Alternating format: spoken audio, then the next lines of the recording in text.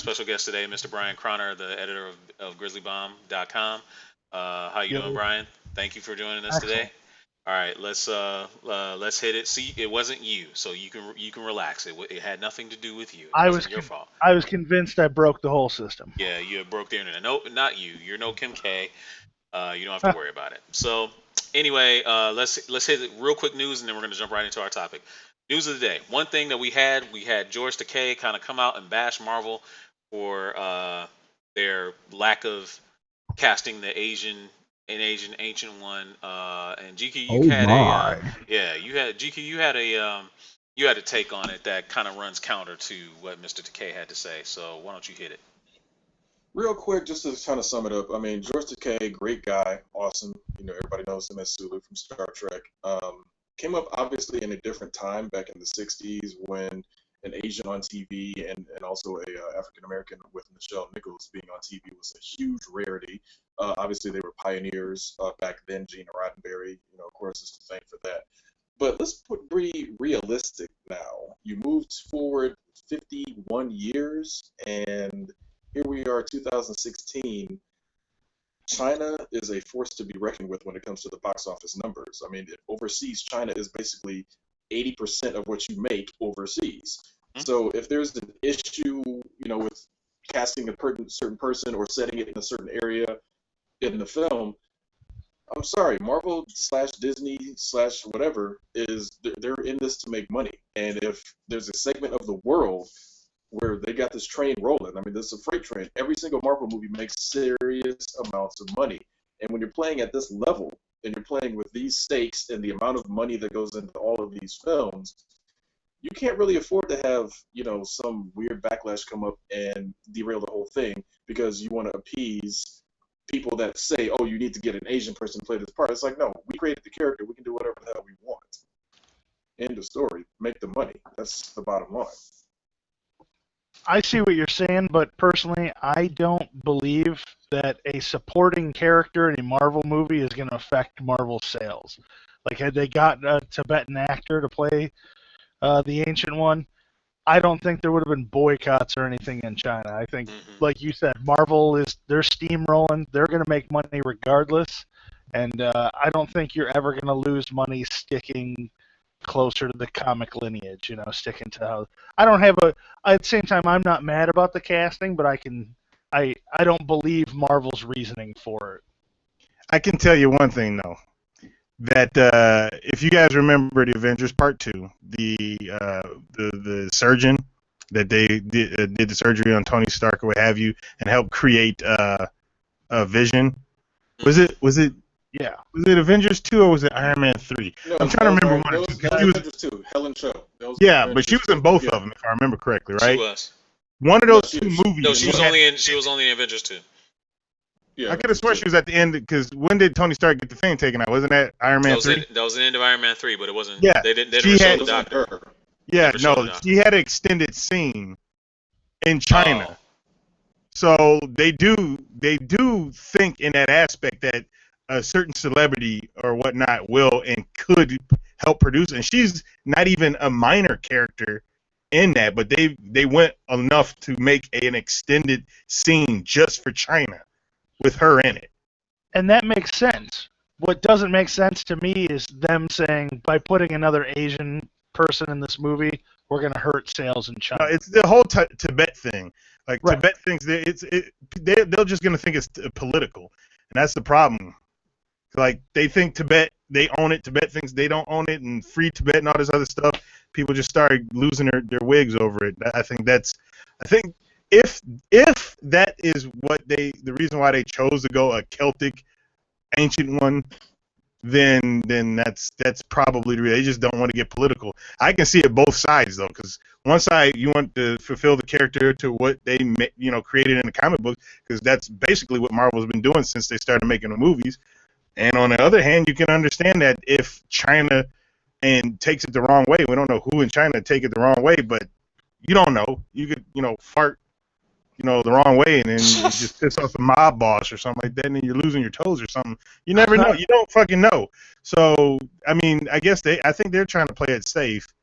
To me, why not be? I mean, movies are a risk, and I seriously doubted that was enough of a risk to lose out on. But then again, Doc Strange is a character nobody knows, like Ant-Man. They don't know if people are gonna go see the movie. I mean, I'll say this real quick. I mean, I guess I could hold it off until we do the recap of the cinematic universe, but let's be realistic. Iron Man 3, everybody hated the Mandarin change, but I guarantee you we didn't get the original Mandarin because of how the original take on the Mandarin, kind of the Fu Manchu Oh style yeah, look was. So you definitely weren't going to play that in China. That I movie get wouldn't have even sniffed a billion. That movie wouldn't have even sniffed a billion if they would have went with the original true depiction of the Mandarin's, caricature or whatever you want to call it. So I mean, it's like again, it's high stakes. If Disney's in a global company, they can't afford to mess up any of the places that they have money at. Now, I hated the Mandarin. I hated the twist, I should say. I loved Ben Kingsley and the way they were going with it because I thought the Mandarin was menacing and he was like, "You never see me coming," that whole thing. If they had played that straight through, it would have been just fine. Not saying that the Mandarin had to be, like you were saying, the Fu Manchu type thing. They could have done it with respect and still had him Asian. And I think that's what a lot of people are decrying with this whole Doctor Strange thing. But honestly, it doesn't really matter anymore because I mean, moving forward, I mean, it's going to be Tilda Swinton. There's not going to be any reshoots. They're not going to take it back. So it's kind of over. All this belly aching and stuff like that. I know a lot of people are saying, oh, it's terrible, all this, all this, that. Moving forward, they might do better. I don't know. But I do think China has a lot of pull, and ultimately, like GQ said, it's about making money. And if China says, look, we're gonna ban this movie in our country if you do this, they kind of got them bent over. I'm sorry, they're gonna have to do what they have to do in order to make the money, because ultimately that's what they're trying to do. They're trying to make money. That's it, really. Um, is there any other news that we want to talk about before we get to the main topic? Because we're short on time. We got about half an hour left, and yeah. Is there anything else anybody wants to talk about? Nah. No. Okay. I went to go see Keanu tonight. What'd you think of Keanu? I thought it was very entertaining, and if you like Key and Peele, you're gonna like this movie. Okay. It is extremely silly at spots, extremely. But if you can just let go, your disbelief and all that other crap, I don't know, to just watch it, enjoy it, and then walk out of the theater to say you went to go see it. Do you think Key and Peele will be able to last as movie stars? You think they're a one-trick pony, or are they going to be able to sustain their success now in the movie? If they're together, it's going to be the same shtick. They can more than likely do things separately, and I don't see why not, because they are actors, and being the fact they were both on Mad TV, they can do characters, and that's a big thing in acting, is being able to become somebody else. So yeah, I think they can, but if they continue to do movies together, it's going to be the same shtick. Not saying that shtick is going to be fish out of water all the time, because well, Key's already been doing projects by himself already in movies. Yeah. So I'm pretty sure they can, but to carry a movie, yeah, I'd go see it. I enjoy their stuff, and well, I won't say that. I know somebody that's related to him that I have spoken with. Yeah, let's not do that. You might, but I won't divulge anymore anything else. No name dropping. We're not that big yet. No. We'll start doing that later, very soon. Like maybe in a couple of weeks when Ivy Doom Kitty comes here and I get to meet her. So yeah. So let's move on to the main topic of the day. And the main topic of the day is we're gonna recap the Marvel Cinematic Universe so far. Yesterday was Iron Man's the 8th anniversary release date of Iron Man, and man, it's hard to believe it's been 8 years already, because they provided us with so much stuff in 8 years that it's just been so greatly received by the mass populace. Now, so the story so far, as far as the Marvel Cinematic Universe goes, we started off with Iron Man, but the story really started a long time ago with uh, started with Cap. Really, I mean, I guess you could kind of say Cap was really the start of it all, with Captain America: First Avenger.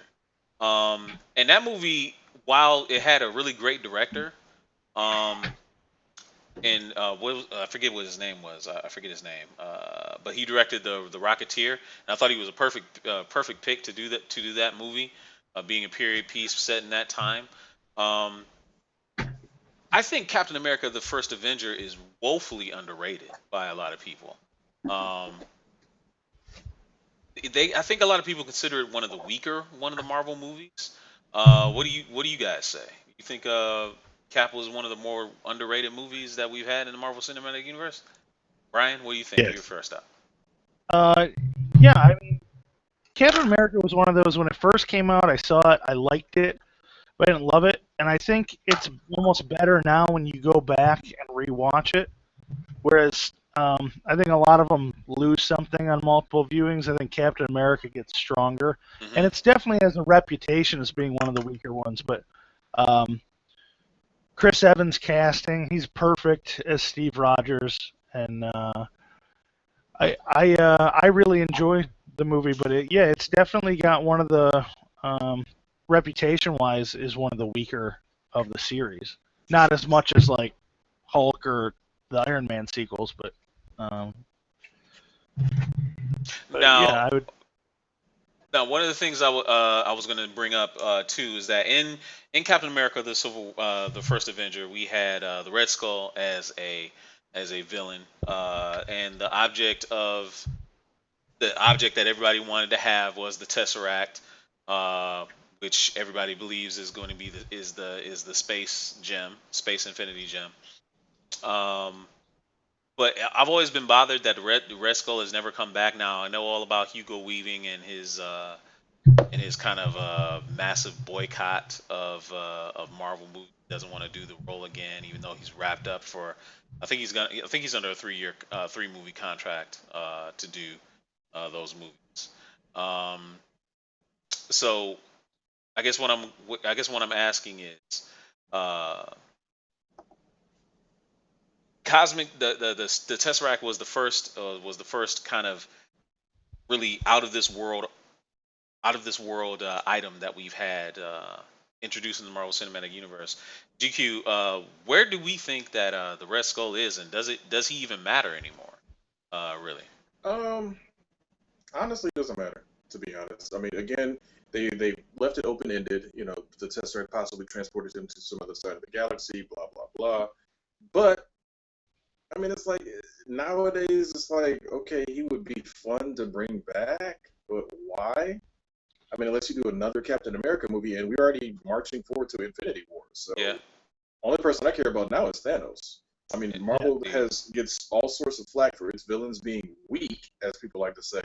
But if you really think about it, all the major ones that have been taken out by Infinity Gems in one form or another, Red Skull included. Right. So, It I'm is funny sorry. though that Go ahead, the Brian. I mean, Oh, yeah. like you just said, the knock against Marvel outside of their Netflix series has always been the villains. The villain is their biggest weakness, and the Red Skull, historically in the books, is one of that's one of your premier Marvel villains, and he certainly feels wasted because while yes they could bring him back, you look at how much that story is arced between Agents of Shield, Agent Carter, the Cap sequel, the Avengers movies.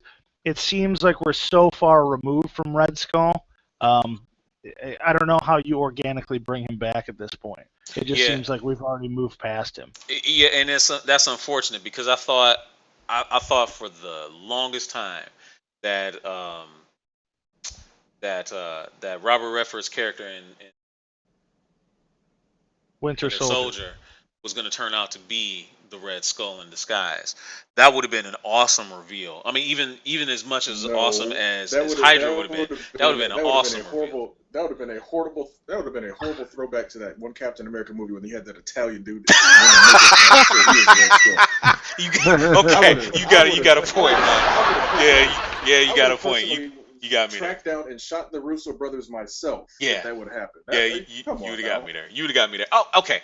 But I guess to Brian's point, like I was saying, I thought the Winter Soldier would have been a perfect avenue for him to come back, but now that it moves past the whole Hydra reveal and all this other kind of stuff, Red Skull is kind of just lost in the wind, and I don't really see him coming back anytime soon, which is kind of unfortunate.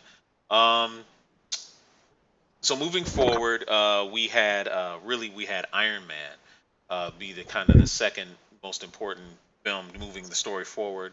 The whole Tony Stark getting captured, and really I guess Iron Man One as itself was kind of a almost a footnote to the larger story because it really doesn't matter as much anymore, except for Tony just creating the suit.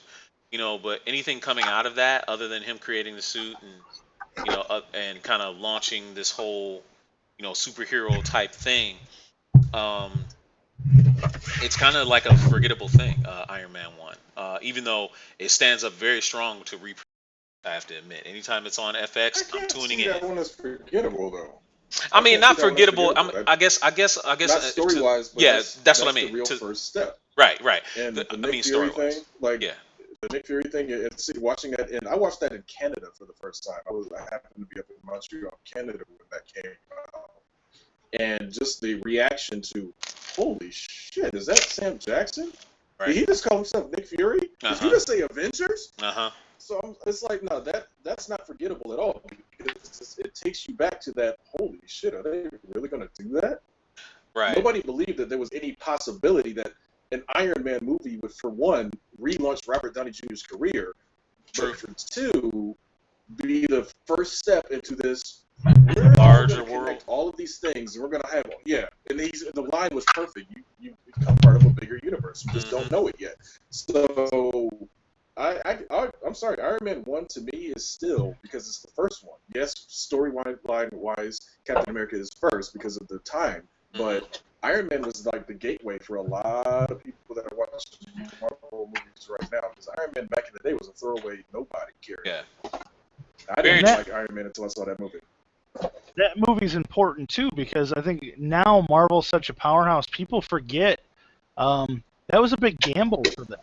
That first Iron Man movie, they didn't know if that was going to be successful or not because Iron Man was not an A-list character at the time.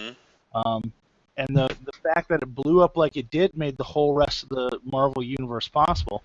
I can see the point though where, it doesn't tie as direct to the rest of the storyline because outside of Jackson showing up, Nick Fury showing up at the end of the credits, you don't get a whole lot of interaction with with any of the stones or the gems or Thanos, and even Shield is in its infancy at that point.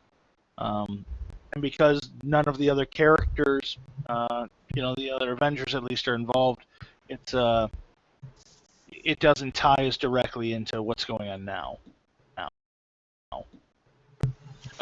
Just as a quick aside, some of the chat and some of the comments mentioned in the chat.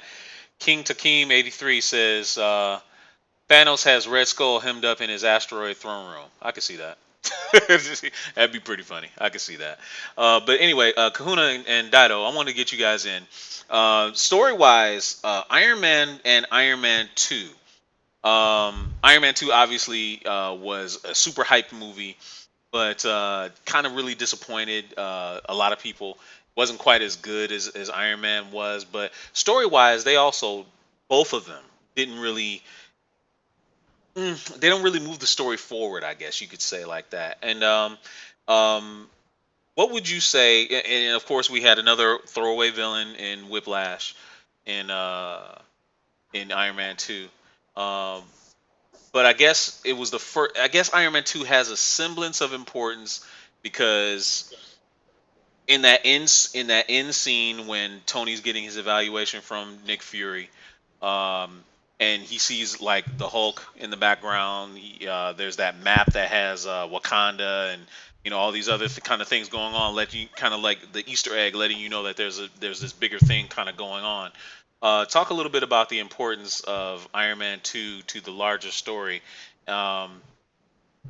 moving forward, and how do we get to Civil War from there? So go ahead. Well, for me, I think a lot of people, they fail to realize that each individual movie up until Captain America, where am I? Captain America. God darn it, not Winter Soldier. Why First do we Avenger? keep The original. Yeah, First Avenger? No, not the first Avenger. The Civil one that's War? coming out, Civil War. Oh, Civil War. All the movies were meant to push that one character along. It was just the stuff that was done in the after credits that were trying to tie these movies together. So, like, a lot of people can say that Whiplash was a throwaway character, but he was a villain for Iron Man. He was not a villain for the entire universe. He's just for Iron Man. And, you know, because they started to tie in all the stuff, everybody expects this should be tied in with that, that should be tied in with that. And apparently that's not necessarily going to be the case, where everything is going to be a huge, you know, locked in tie-in, which, you know, we all want, because it's supposed to end up with Infinity. Everybody who's been in MCU is supposed to be in this movie. And that's all great. But when it comes to Iron Man 2, I think it's supposed to be a character development type thing. Because you were seeing how Tony was dealing with his success of being a superhero, as well as being a super genius and a playboy. They tried to throw in a little bit of, and you have to excuse me because I don't read Iron Man comic books at all, but I do know apparently he was a drunk. And though he wasn't really portrayed as a drunk, he did have a drunken scene in the movie. And I think it was all a character development for Tony Stark, because it was Iron Man movies. So with saying that, I think it was important for that character, because when you see those movies, you see where he came from with Iron Man 1, Iron Man 2, then you can kind of understand why he's acting the way he is in Civil War. So I think they're all important movies when it comes to each individual character, because the tie-ins, like I said, is just you got Thor, the Dark World or whatever. That's one that ties into Infinity Gauntlet. Guardians of the Galaxy ties in Infinity Gauntlet. When you first see the Tesseract, you didn't know what the hell the Tesseract was, and then they made it say, okay, it's an Infinity Gem. So, like, those little plot points are the stuff that's tying it together. But if you try to look at the movies as a whole, looking at that, then of course you're going to be extremely disappointed. Like me, I wasn't disappointed by Iron Man 3 because, again, it was an Iron Man movie, and it was character development for Tony Stark. You were seeing the aftermath of what happened to him in the Avengers. And people were just playing it off like, oh my gosh, he's not in the suit, not in the suit. The guy was fucking scared as shit. Okay, and he was trying to handle it the best way he could. And they didn't make him an extreme drunk in the movie for that aspect. But, you know, people who have PTSD, whatnot, that's become just turn it off like that. The guy was scared as shit. Right. Everybody didn't like the movie because he wasn't in. It's character development. So for me, I think every individual movie is important, and it's also important to them to put those little nods in that tie them all together. I hope they continue to do that, because I get you. But Kahuna, as far as like the whole Avengers Initiative thing, Iron Man 2 also introduced Tony being a consultant for Shield, and I guess that also directly led into the Incredible Hulk movie. Now, the Incredible Hulk movie is also considered one of the weaker Marvel Cinematic Universe movies so far. Even though I really liked it, I liked it a lot. But as far as like him, the Hulk story really kind of. He's always been this loner. He's never really been kind of like a team player, but you kind of knew that they were going to shoehorn him into the Avengers moving forward, and having Tony Stark be that thread that kind of helps weave it in together.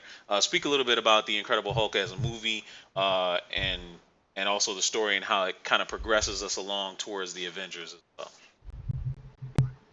well. I mean, like you said too, I actually enjoyed the Incredible Hulk. Not the Ang Lee one, but the yes. There were parts of the Ang Lee part that I did like, but yeah, Sam Elliott, that was about it. Yeah. But the one with what's his name? Norton. With Ed Norton. Norton. Yeah. That one I actually really enjoyed. Who's getting feedback? That's messing me up. That would be D.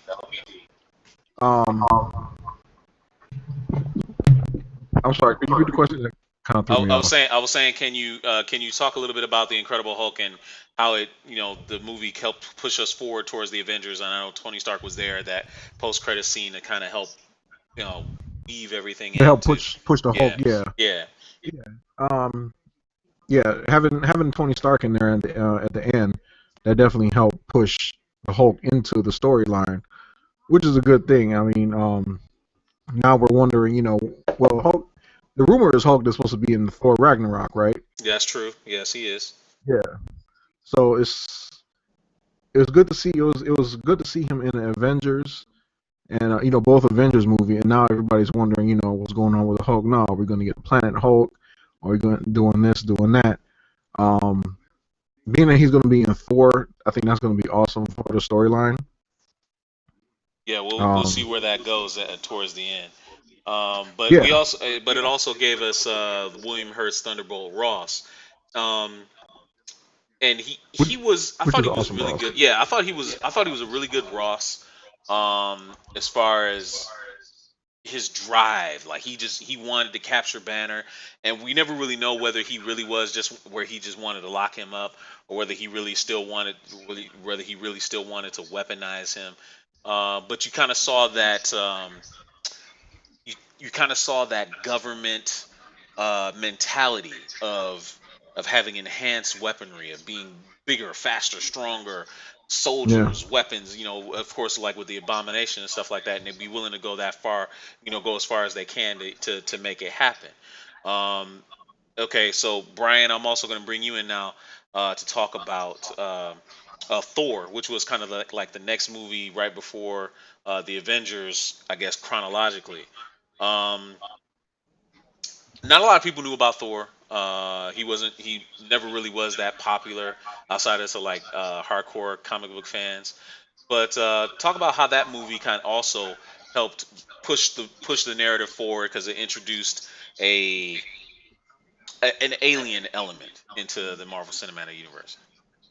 I think much like the first Captain America, both the Thor movies are very underrated. They take more flack than they deserve. I mean, we were at midnight um, opening night packed theater for that, and everybody walked out of there loving it. And then I was surprised some of the backlash it took, but um, I think that movie more so than any of the ones before it, even Captain America, really sets up the Avenger narrative going forward as Mm, far as uh, because it does make it more cosmic, makes it everything just feel a little bigger. And of course, you bring in Loki, who out of the movies is arguably the best villain we've seen so far, not counting the bit parts Thanos has popped in. hmm Um, so I thought the casting was great because if you remember when they were shooting that, there was a lot of people who were worried about Hemsworth. There were rumors that Anthony Hopkins didn't want to work with him, that he didn't know how to act, um, and it turned out great. I thought the Warriors 3 were really good. hmm I thought the fish out of water stuff where he loses powers worked very well. Um, and you brought in Coulson, you brought in Hawkeye. That movie subtly ties a lot of things together before Avengers hits. Agreed. Totally agreed. Now, let's all four of us talk about the Big Daddy, the first Avengers, the first gathering of all the heroes, and all of the nerdgasms or cheergasms, as Miao Yin likes to call them, that happened in the theater, out of the theater when they came home from DVD and all that kind of stuff, and immensely repeatedly repeat watching film. Um, of course, like Brian said, thanks to Thor and the introduction of Thor and the cosmic kind of spacefaring stuff, we had the Chitauri come in under the command of Loki, kind of really guess kind of turn the world on its head. Just a manner of saying, oh my God, there's really aliens among us. We got these big, massive Leviathan things coming down on New York. Who's gonna save us? And then these five, six. Oh no, I'm sorry, not five. Um, Six heroes come out and uh, save the world. I guess you could, for lack of a better term. Speak about the impact the Avengers had on the Marvel Cinematic Universe and kind of where it left it moving forward with the introduction of Thanos and all that. In all honesty, it set the bar so high that DC, and I'm gonna bag on them right now, has been struggling Can't to catch, resist. and it's been struggling to catch up ever since because it was the payoff to the biggest setup ever, and it wasn't a disappointment. It wasn't one of those things where it's like, oh man, we're only gonna see Robert Downey Jr. for about like 10 minutes because he's so expensive. It's like, no, we've contracted all these people to be a part of this big ass movie, and we're going to spend the money, and we're going to put the effects into it. We're going to pay the money and do it right. We're going to get a comic book, guy to direct this thing. He's going to put his heart and soul into it, and we're going to get it done. And damn it, they got it done. And there's just a ton of moments in that movie that are huge nods to fans. Iron Man shooting a Cap shield, to reflect the blast back at the aliens, straight out of the video game. You had the tie-in shot with all 6 of them doing something. It's just like flipping through a book. Like on page 1, here's Black Widow trying to get this thing going. Oh, flip to page 2, Iron Man comes in and helps her out. I mean, it was flawless. So I'm sorry, the movie, I don't care. People are like, oh well, it doesn't hold up so well over years. Whatever. I still watch that movie like I've never seen it before because that movie was that good. Simple as that. It was. Brian, comments on the Avengers? Well, let me real quick say, I've always been a DC guy. I mean, I read both growing up my whole life. So it pains me what's been happening since Nolan's trilogy ended and we got that piece of shit Green Lantern movie. It hurts to be a DC fanboy. Oh, But- my man. Oh, we got to introduce you to a couple of other friends of ours.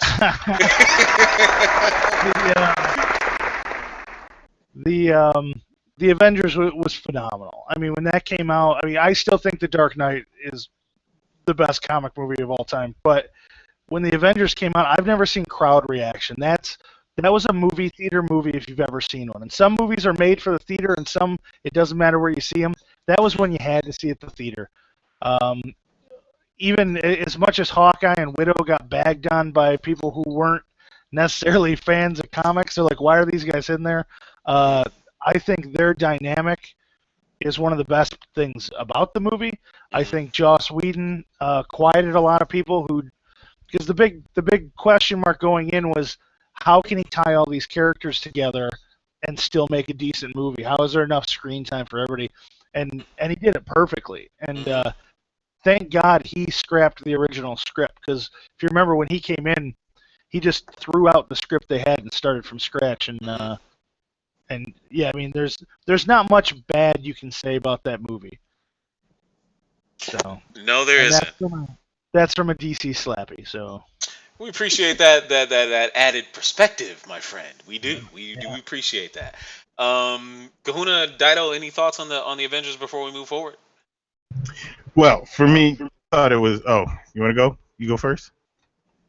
Yeah, I'll just jump in real quick. I thought it was awesome. I mean, the fact that I love the way they showed them come together because they weren't the Brady Bunch in the beginning of the movie. There was a lot of beef, and especially with the Thor and the Hulk thing. That's just awesome. But just to see the whole cinematic universe that, like Junkie said, the biggest build-up, and see all that come together. And like I said, it wasn't all just Brady Bunch. They had their little things in the beginning, but towards the very end, when they're fighting, and you see that circle shot of them all coming together, oh, that was just beautiful. And as far as people saying that movie won't hold up test of time, man, come on. I watched like GQ. I can watch that all the time. Just like when Shawshank Redemption comes on every time on cable, I absolutely have to watch it. So yeah, the Avengers was awesome, and yeah, that's all I have to say. All right, Dido, real quick. Well, I hate to say it. As much as I like The Dark Knight, and I thought it was absolutely the best Batman movie that they've created, I think Avengers is the best comic book movie because it's the best comic book feel. I mean, Batman, and I hate to go back and forth over the stupid DC stuff. It's just the way Nolan did it, it stopped being a comic book movie to me because whatever he was trying to do just took the comic out of it, but the Avengers still had that in there because it had its lightheartedness, it had its seriousness, it had all that stuff going for it. It worked well with all the stars at the same time. They didn't force anything. It was a build up, and the release was as some would say, orgasmic. But just like being able to see that movie in the theater, like you said, I use that terminology a lot when you got theater movies versus movies you can watch anywhere. Those just for me, all the Marvel movies have been theater movies, and Avengers is still the cream of the crop when it comes to. I mean, they couldn't even top it with the second one, which sucked ass that they tried and they couldn't. But just what they did was amazing. I'll agree with you on most of that. I'm going to stick with my Dark Knight, but I can understand that. I still like the Dark Knight. Don't get me wrong. well, and we're not there yet. But the first Avengers is in my opinion, the third best Marvel movie. So we're not to the other two yet. But I got to disagree when you say it's the best. But it was excellent.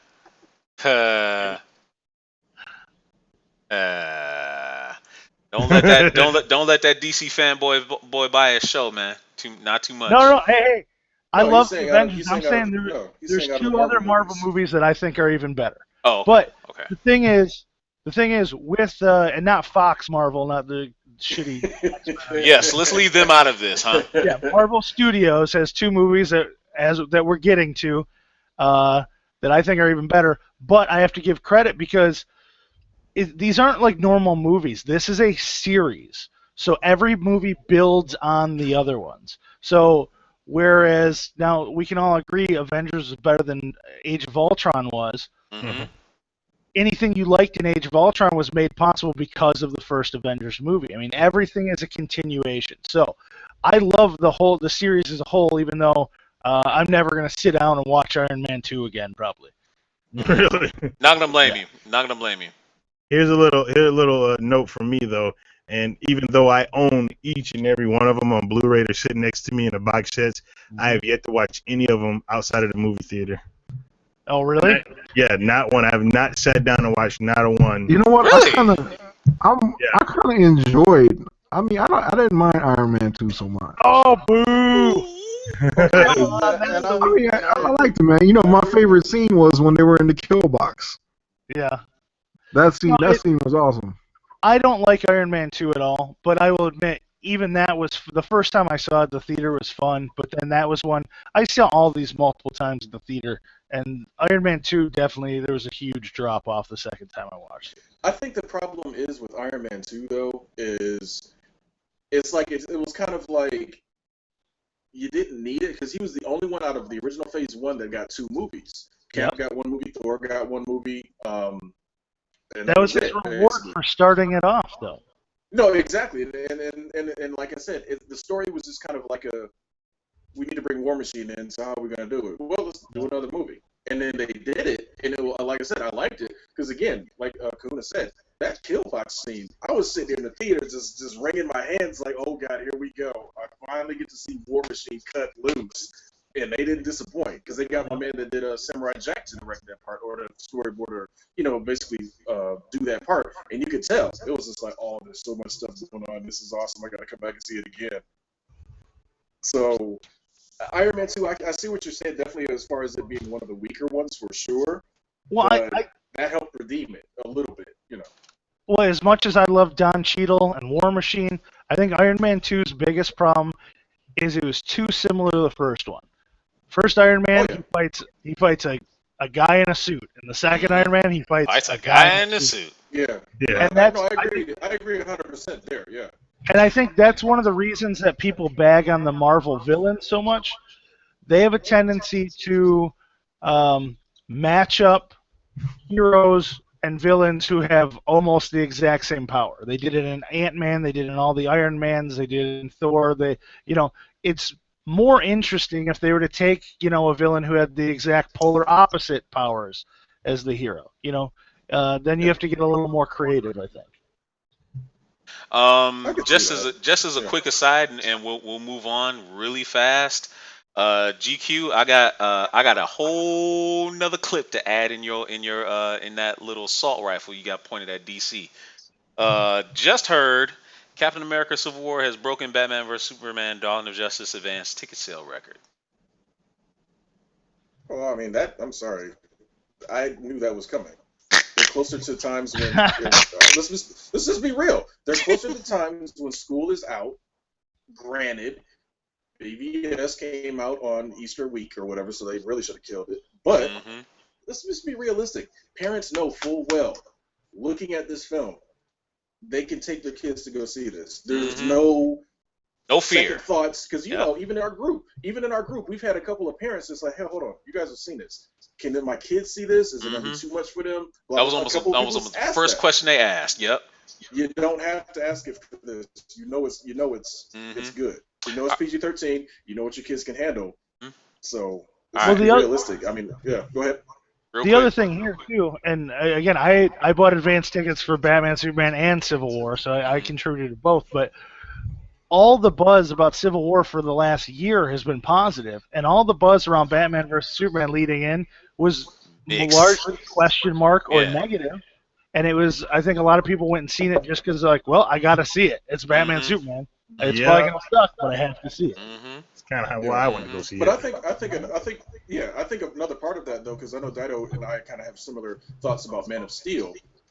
Man of Steel was the only other thing that people had to tie with, to tie into, Yep. to look forward to this Batman Superman, and that was a divisive movie. Some people loved it, some people hated it, Yep. Yeah, and it's just like, Yep. Man of okay, Steel to granted, Age of me, Ultron. I Mhm. liked Man of Steel. I did. I didn't. I liked it. So. I thought it was okay, but at the same Yeah, I time, liked one it. of the most disappointing movies I've ever seen. I I thought it was Ah, thought disappointing. it okay. was going to Yeah. be excellent, and it Hey, ended up being real quick, I need to tell you guys how it could have been better. I got to put it out Can there in can ju- can can we not do this right now? You're just gonna. real quick. Two Okay. things, All right. and I real quick. Superman should have not been taking an hour and a half to find himself. He should have been Superman in the beginning of the goddamn movie, and while he's saving people, have the flashbacks about the stupid stuff, I and could that buy would have that. made the movie I 10 could buy times that. better. Yeah, I could buy 10 that. times I could better. buy that. I could buy that. I could buy that. Okay. Moving right along. Let's get back on track. Let's start with Iron Man 3. Let's start with Iron Man 3, and directly Iron Man 3 dealt with the fallout of the Avengers. Like Dido was talking about, having the PTSD. Now we've had an interesting discussion. I think it was over the weekend, or it might have been Monday, about PTSD and why didn't Tony have it uh, when he got captured in the cave from the terrorists, as opposed to after the Avengers. And I had a very plausible reason for that. Speaking of, because Tony Stark has always been a character that doesn't fear what things that he can rationally break down and that he can understand. He fears no man because he understands how men think. He understands how terrorists think. He's not scared of them. But aliens, something like that he's never seen before, can't explain, has never been exposed to, and coupled paired with the fact that his suit lost power, he was about to die in space, didn't get connected with the woman that he loved. He was scared out of his freaking mind. So there's plausible reasons for him to have PTSD. Um, but how did this movie Iron Man 3 move the narrative forward? Towards Avengers Civil War. What do you think, GQ? What do you think had a direct hand linking Civil War to this? Honestly, like Dido said, this one isn't really. This one's more of Tony's character development. There wasn't really a huge link or tie to anything with the rest of the universe because if you think about it, like okay, you had War Machine there, obviously.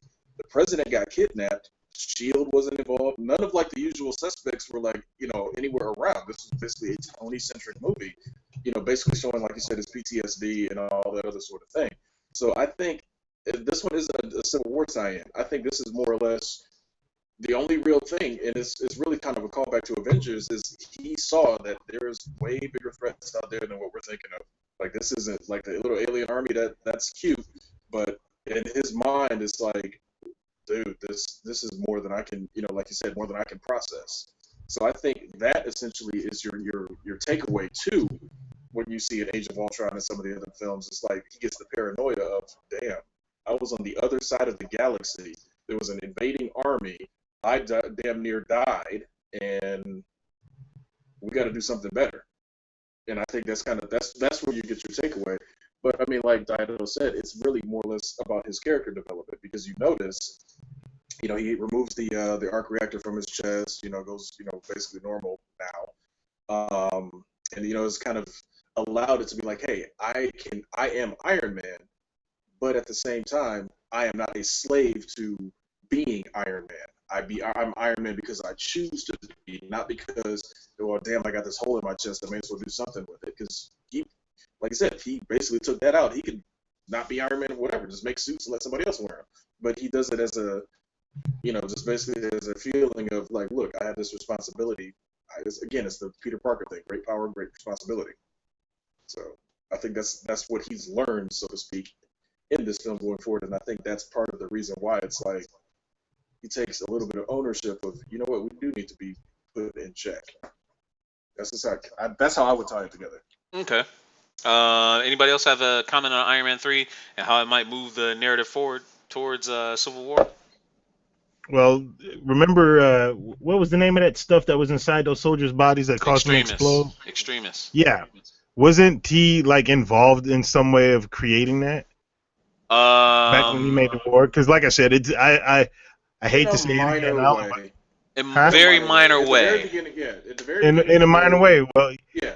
The thing is, at the beginning of the movie, the girl was trying to make it work, and he wrote down a little bit, basically corrected her math on the formula, and she kind of was going off of that. But that's the only tie-in for him, direct. But he probably does remember that, even though he plays aloof. If I remember correctly, he did play aloof in the beginning of the movie, like he didn't know my man, but he probably knew exactly who the guy was. But just like all the events that have happened, Tony has his fingers in them. In some way, So like leading that up to, I mean, everybody knows the plot of the MCU Civil War. They pretty much, I'm pretty sure that his character is just thinking, you know what?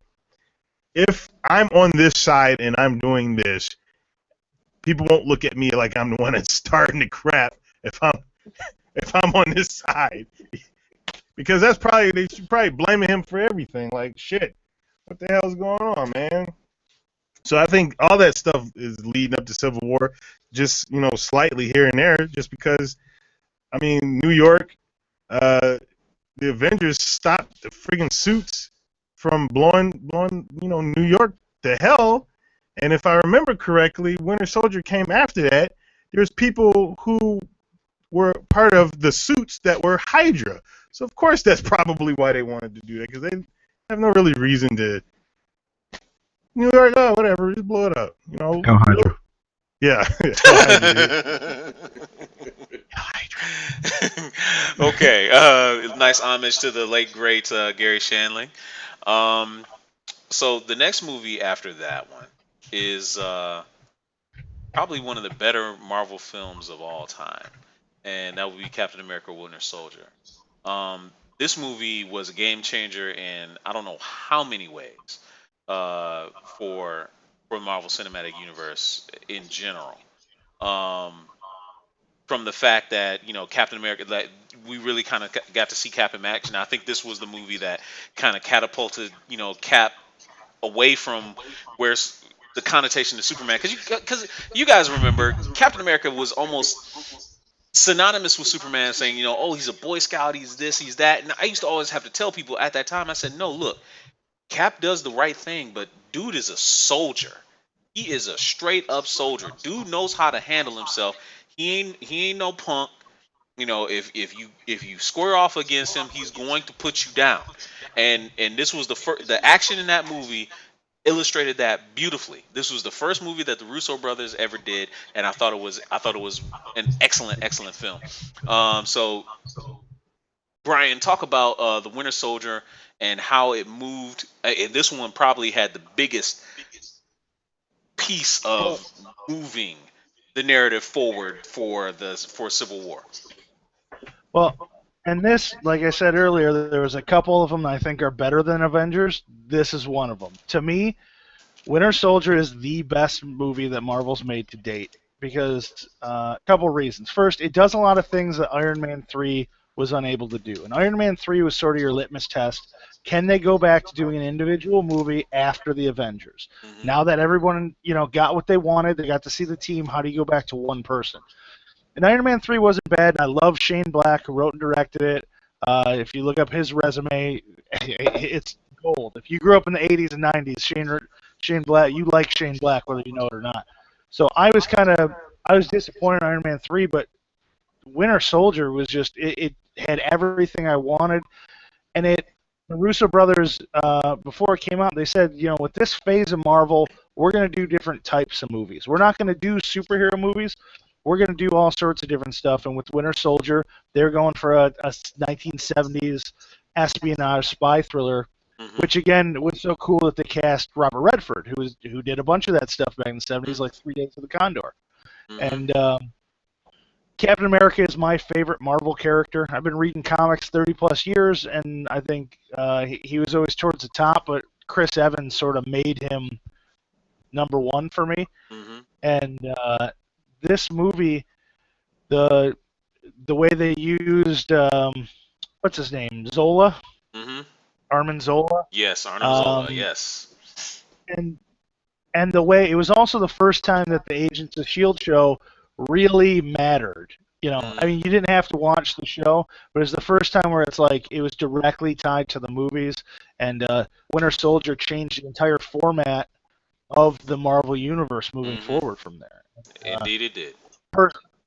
I think it's the best of the series. Oh, no question. No question, it's the best of the series. Dido Kahuna, got any thoughts on Winter Soldier before we move forward?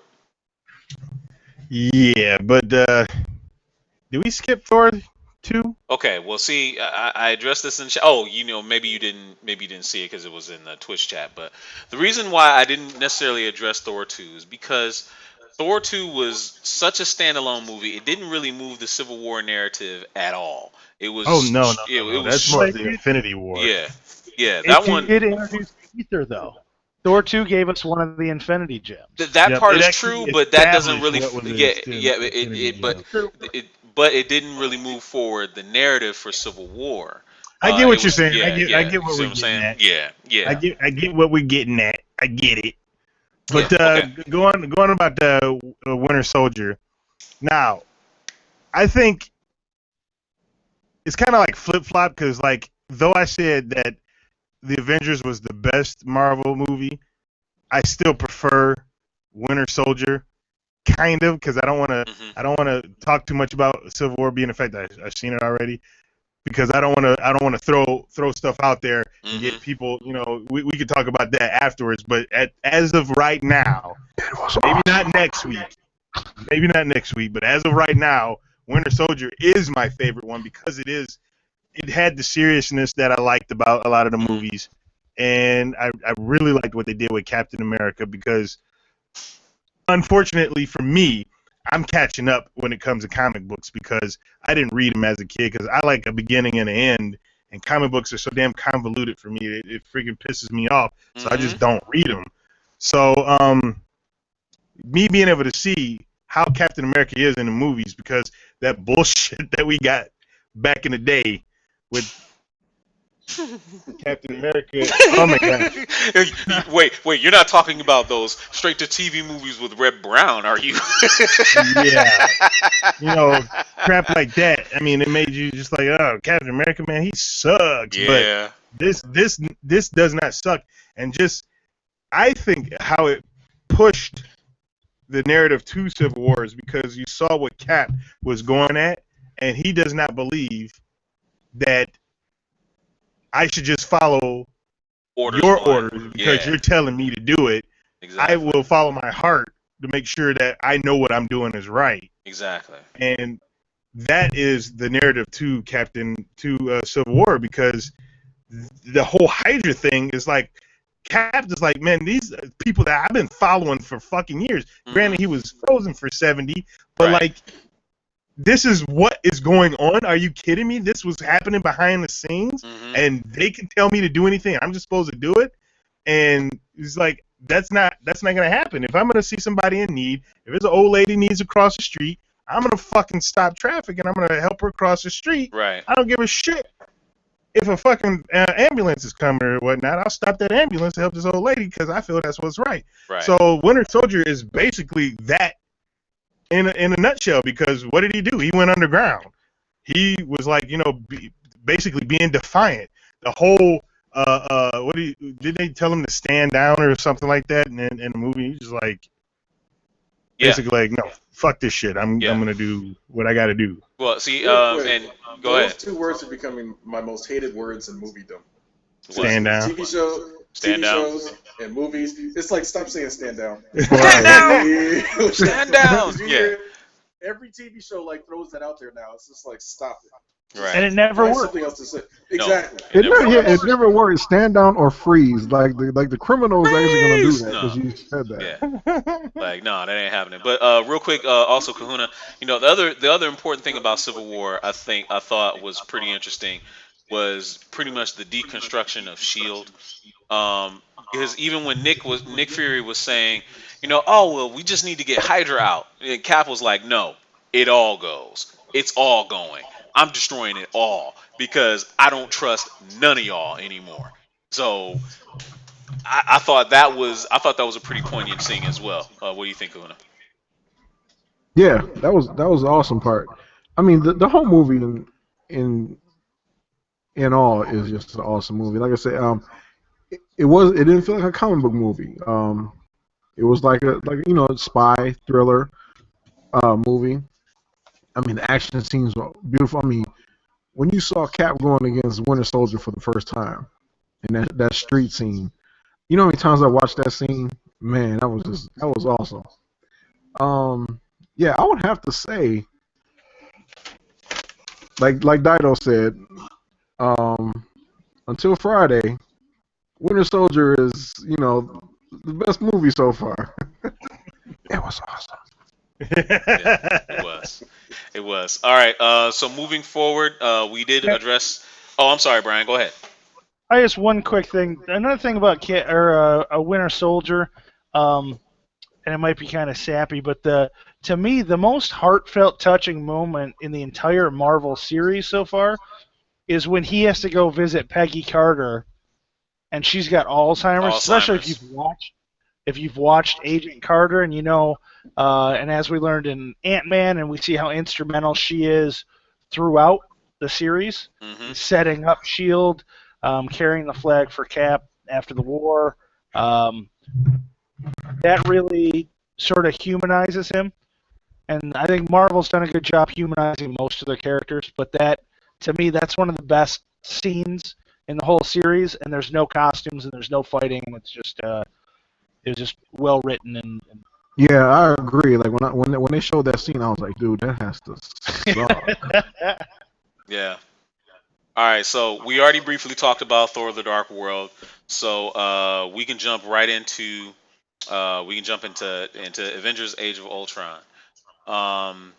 And Avengers: Age of Ultron, as we already talked about, was a disappointing movie on a lot of fronts, and I think everybody can agree that it was a stopgap movie. It wasn't like a bookend. It was just something used to kind of move the story along. Now, the creation of Ultron because of Tony Stark and Dr. Banner was almost absolutely central to the Civil War, and actually really kind of brought it all about. And we can all pretty much put the blame for all of this almost at one person's feet. And Brian, no, GQ, I want to go to you and you talk a bit about Age of Ultron and how it moves the narrative forward, and really how this one movie kind of set all of Civil War in motion. Okay. As you want to put it in that particular terms, yes, Tony Stark is very much responsible. Ultron project was his brainchild. I'm still going to lay half of the blame on Bruce Banner because he just said no. Yeah, he could have. He wasn't under any mind control at that point, or any hypnotic suggestion or anything. Tony, at least was reminded of, hey, guess what? there's still an alien army or who knows what else that wants to invade the Earth, and that's one of his deepest fears. So Skylar Witch brought that out, and of course, rest is history. Even though he set to work, and Ultron came out of the Mind Stone, which is another part of it, where it's just like maybe Ultron, honestly, what he was going for probably would have been okay. The Mind Stone gave it the ability to think and go a little bit further than what any of them could have understood. Yes, shouldn't have messed with it, but he did. We got Ultron, whatever. I mean, that's fine. But I'm sorry, vaporizing a city. Yeah, Tony kind of came up with the idea, but damn it, all the Avengers signed off on it too. And that's pretty much a good reason for the governments of the world to say, hold on, you guys got a little bit too much power, like just kind of going over there. You just basically helped cause the destruction and crater. It basically left the city as a big crater, a big city. It wasn't like this. It wasn't like somewhere in Wyoming. It was like an entire big city that just vaporized within a couple of hours. So they might need to the government might have a pretty good notion there to kind of rein the Avengers in and get that under control. Yep. And Brian, talk a bit about, especially because of the wanton destruction that resulted in Ultron's machinations, and the result of that, and